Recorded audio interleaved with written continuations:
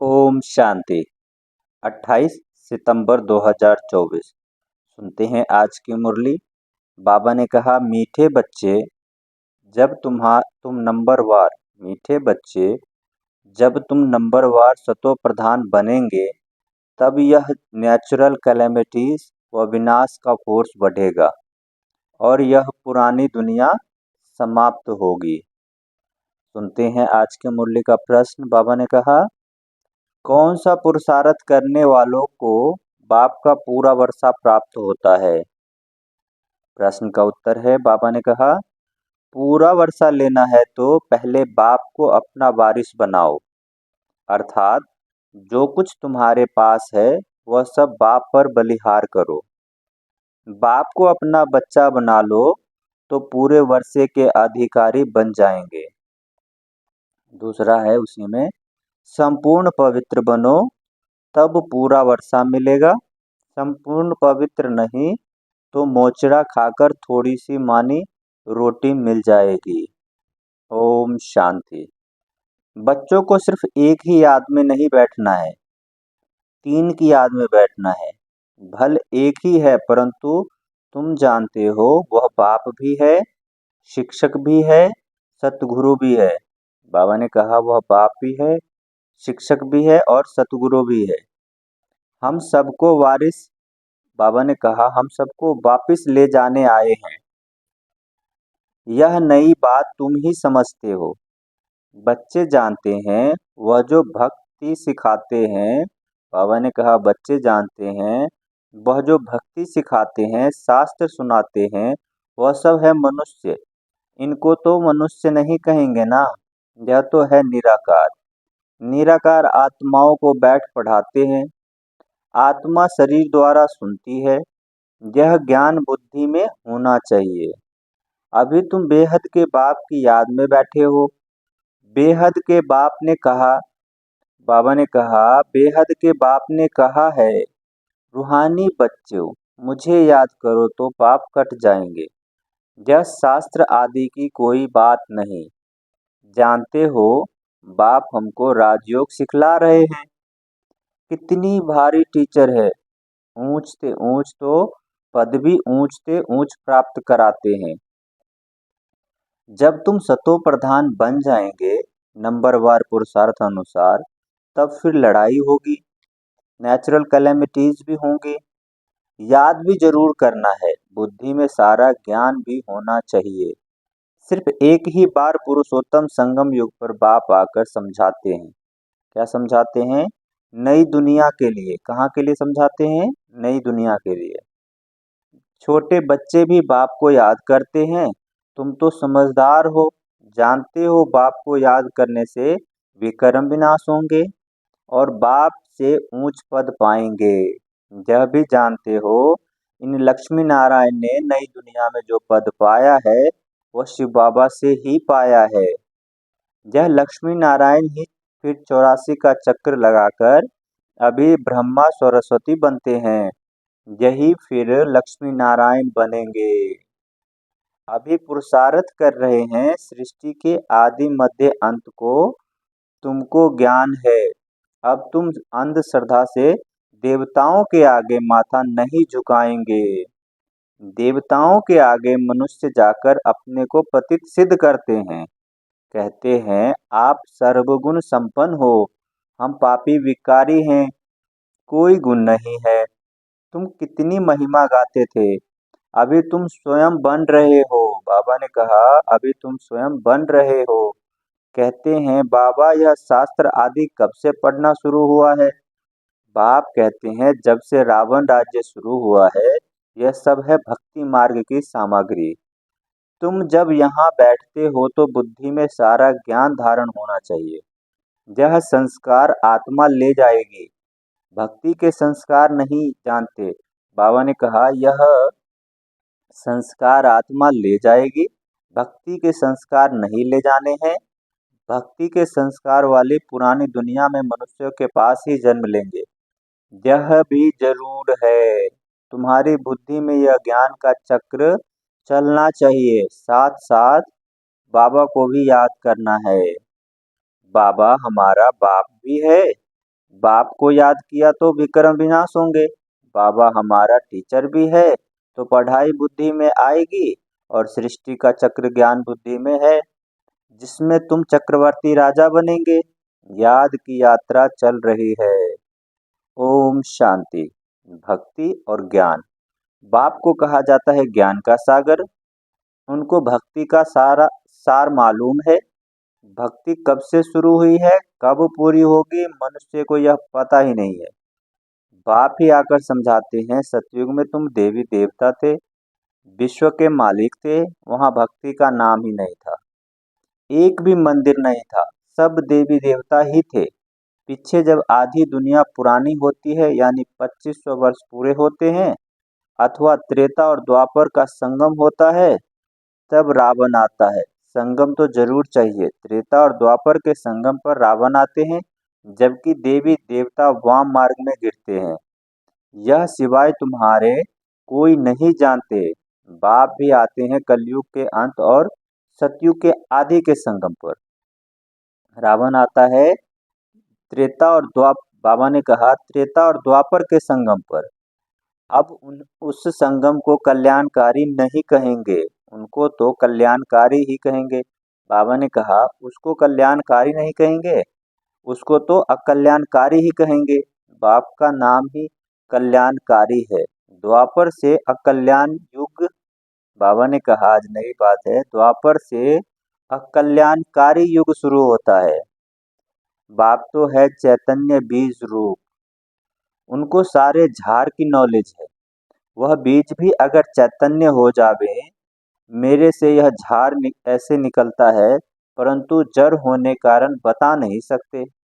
हम समझ सकते हैं कि बीज डालने से पहले झाड़ छोटा सा निकलता है, फिर बड़ा हो फल देना शुरू करता है, परंतु चैतन्य ही सब कुछ बता सकते हैं।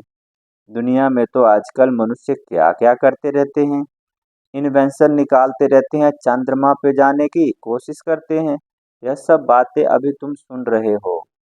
चंद्रमा तरफ कितना ऊंचा ऊंच लाखों माइल्स तक चले जाते हैं जांच करने के लिए कि देखे चंद्रमा क्या चीज है।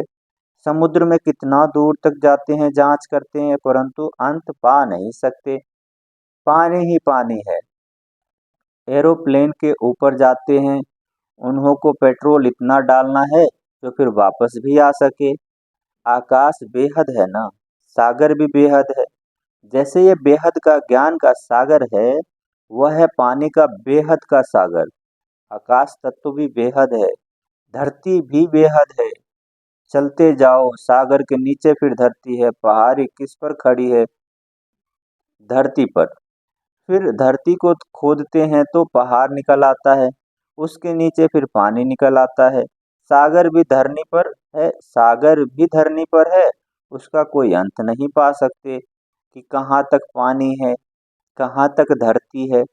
परमपिता परमात्मा जो बेहद का बाप है, उनके लिए बेअंत नहीं कहेंगे। मनुष्य भल कहते हैं ईश्वर बेअंत है, माया भी बेअंत है, परंतु तुम समझते हो ईश्वर तो बेअंत हो नहीं सकता। बाकी यह आकाश बेअंत है। पांच तत्व, यह पांच तत्व है, आकाश वायु अग्नि जल पृथ्वी। यह पांच तत्व तमो प्रधान बन जाते हैं, आत्मा भी तमो प्रधान बनती है। फिर बाप आकर सतो प्रधान बनाते हैं। कितनी छोटी आत्मा है, 84 जन्म भोगती है, यह चक्र भी फिरता रहता है। यह अनादि नाटक है, इनका अंत नहीं होता। यह परंपरा से चला आता है, कब से शुरू हुआ यह कहे तो फिर अंत भी हो। बाकी यह बात समझने की है, कब से नई दुनिया शुरू होती है फिर पुरानी होती है। यह 5000 वर्ष का चक्कर है जो फिरता ही रहता है। अभी तुम जानते हो, बाकी धुक्का गोपोड़ा लगा दिया है।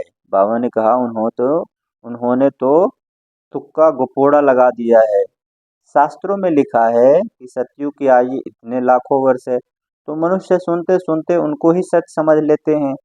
यह पता ही नहीं पड़ता भगवान कब आकर अपना परिचय देंगे। न जानने के कारण कह देते हैं कलयुग की आयु 40,000 वर्ष पड़ी हुई है। जब तक तुम न समझाओ जब तक तुम न समझाओ अभी तुम निमित्त हो समझाने के लिए कि कल्प 5,000 वर्ष का है, न कि लाखों वर्ष का। भक्ति मार्ग की कितनी सामग्री है।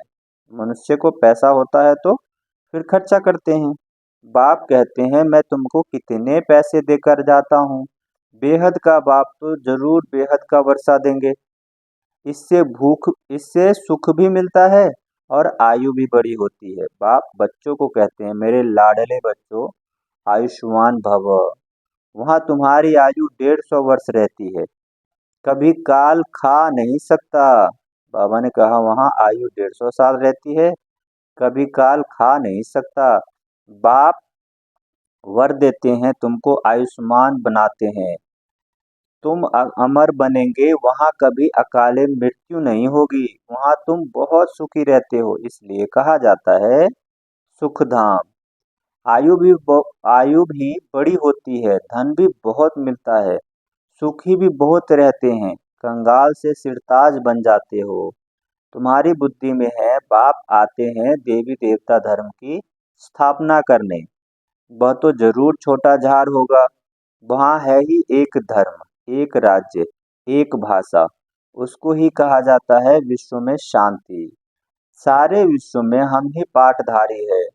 यह दुनिया यह दुनिया नहीं जानती, अगर जानती तो बतावे कब से हम पाठ बजाते आए हैं। अभी तुम बच्चों को बाप समझा रहे हैं। गीत में भी है ना, बाबा से जो मिला है वो सो और कोई से मिल नहीं सकता। सारी पृथ्वी आसमान सारे विश्व की राजधानी दे देते हैं। लक्ष्मी नारायण विश्व के मालिक थे, फिर बाद में जो राजाएं आदि होते हैं वह भारत के थे। गायन भी है जो बाबा देते हैं वो और कोई दे न सके। बाप ही आकर प्राप्ति कराते हैं, तो यह सारा ज्ञान बुद्धि में रहना चाहिए, जो कोई भी समझ सके। इतना समझने का है। अब समझा अब समझा कौन सकते हैं जो बंधन मुक्त होंगे। बाबा ने कहा अब समझा कौन सकते हैं जो बंधन मुक्त है। बाबा के पास जब कोई आते हैं तो बाबा पूछते हैं कितने बच्चे हैं, तो कहते हैं 5 बच्चे हैं, अपने हैं 5 बच्चे हैं, अपने हैं और छठा शिव बाबा है, तो जरूर सबसे बड़ा बच्चा ठहरा। शिव बाबा के बन गए तो फिर शिव बाबा अपना बच्चा बनाए विश्व का मालिक बना देते हैं, बच्चे वारिस हो जाते हैं। यह लक्ष्मी नारायण शिव बाबा के पूरे वारिस हैं। आगे जन्म में शिव बाबा को सब कुछ दे दिया तो वर्षा जरूर बच्चों को मिलना चाहिए। बाबा ने कहा मुझे वारिस बनाओ, फिर दूसरा कोई नहीं। कहते हैं बाबा यह सब कुछ आपका है, आपका फिर हमारा है, आप हमारे सारे विश्व की बादशाही का वर्षा। बाबा ने कहा आप हमको सारे विश्व की बादशाही का वर्षा देते हो, क्योंकि तुम जो कुछ भी वह वहाँ दे दिया।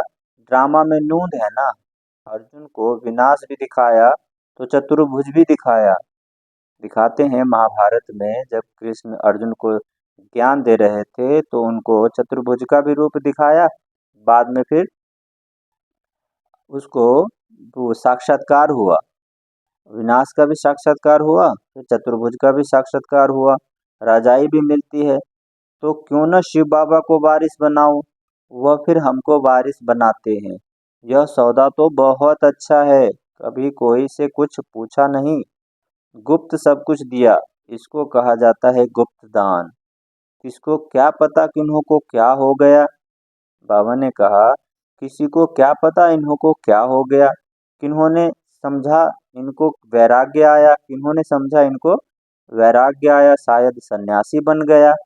तो यह बच्चियां भी कहती है 5 बच्चे तो अपने हैं, बाकी एक बच्चा हम इनको बनाएंगे।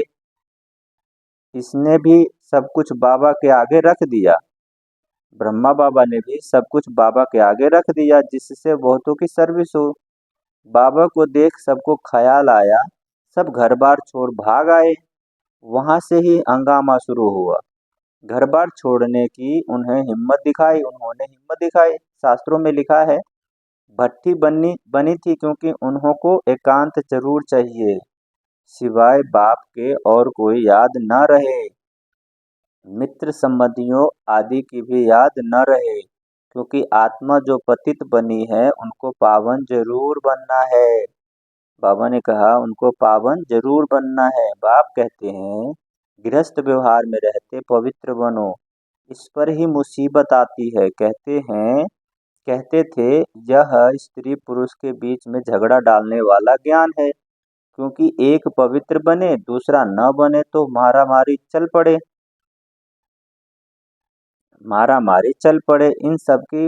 इन सब ने मार खाई है, क्योंकि अचानक नई बातें सुनी ना। अच्छा, फिर जब समय होता है तो बाहर आ सकते हो, तो जैसे बिजली चमक जाती है, क्योंकि आत्मा पवित्र है। यह सब ड्रामा में भी नूंद है। यह सब ड्रामा में नूंद है। अच्छा, मीठे मीठे सिक्के लदे बच्चों प्रति माता पिता बाप दादा का याद प्यार और गुड मॉर्निंग। रूहानी बाप की रूहानी बच्चों को नमस्ते। हम रूहानी बच्चों की रूहानी बाप दादा को याद प्यार, गुड मॉर्निंग और नमस्ते। सुनते हैं धारणा के लिए मुख्य सार। पहला है, बाबा ने कहा आत्मा को पावन बनाने के लिए एकांत की भट्टी में रहना है। एक बाप के सिवाय दूसरे कोई भी मित्र संबंधी याद न आए। सुनते हैं धारणा के लिए दूसरा पॉइंट है, बुद्धि में सारा ज्ञान रख, बंधन मुक्त बन, दूसरों की सर्विस करनी है, बाप से सच्चा सौदा करना है। जैसे बाप ने सब कुछ गुप्त किया, ऐसे गुप्त दान करना है। सुनते हैं आज के मुरली का वरदान। बाबा ने कहा माया के विकराल रूप के खेल को साक्षी होकर देखने वाले माया जीत भव। माया के विकराल रूप के खेल को साक्षी होकर देखने वाले माया जीत भव। सुनते हैं इसका विस्तार। बाबा ने कहा माया को वेलकम करने वाले उसके विकराल रूप को देखकर घबराते नहीं, साक्षी होकर देखने से मजा आता है। बाबा ने कहा साक्षी होकर खेल देखने से मजा आता है, क्योंकि माया का बाहर से शेर का रूप है, लेकिन उसमें ताकत बिल्ली जितनी भी नहीं। सिर्फ आप घबराकर उसे बड़ा बना देते हो, क्या करूं, कैसे होगा। लेकिन यह पाठ याद रखो, जो हो रहा है वह अच्छा, और जो होने वाला है वो और भी अच्छा। साक्षी होकर खेल देखो तो माया जीत बन जाएंगे। सुनते हैं आज की मुरली का स्लोगन। बाबा ने कहा जो सहनशील है वह किसी के स्वभाव में जलते नहीं, व्यर्थ बातों को एक कान से सुन दूसरे कान से निकाल देते हैं। जो सहनशील हैं वह किसी के स्वभाव से जलते नहीं, व्यर्थ बातों को एक कान से सुन दूसरे कान से निकाल देते हैं। अच्छा, ओम शांति।